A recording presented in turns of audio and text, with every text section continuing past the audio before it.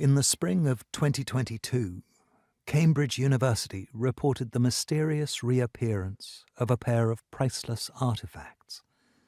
Two of Charles Darwin's notebooks, B and C, jotted and sketched in by Darwin in 1837, early in the long gestation of his theory of the origin of species. The notebooks had disappeared 22 years previously, when the university had digitized its Darwin archive, their loss not immediately noted, due perhaps to the chaos of the digitization project.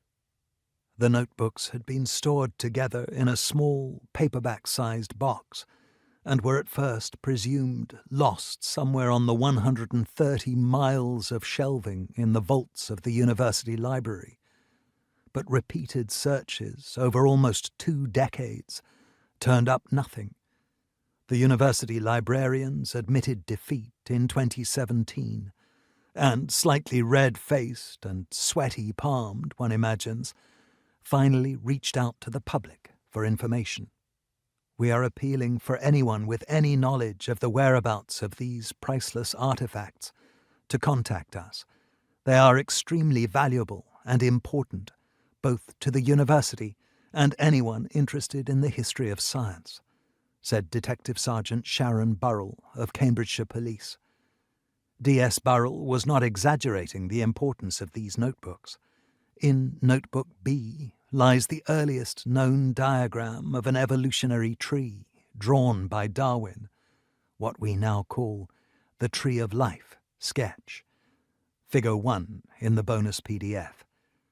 The notebooks, still in their container and in perfect condition, reappeared on the 9th of March 2022, left in a gaudy pink bag for the attention of the librarian.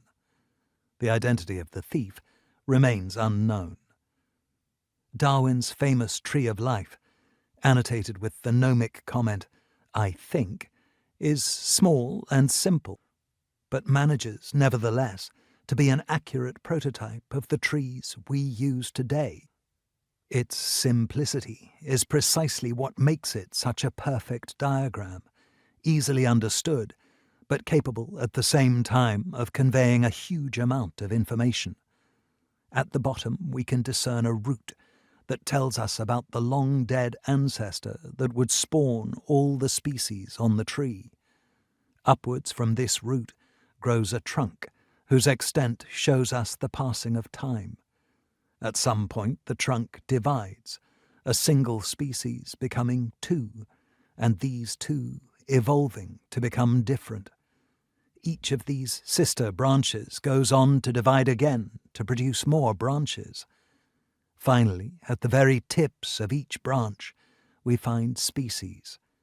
The branches of the tree show us, most importantly of all, the relationships between these species.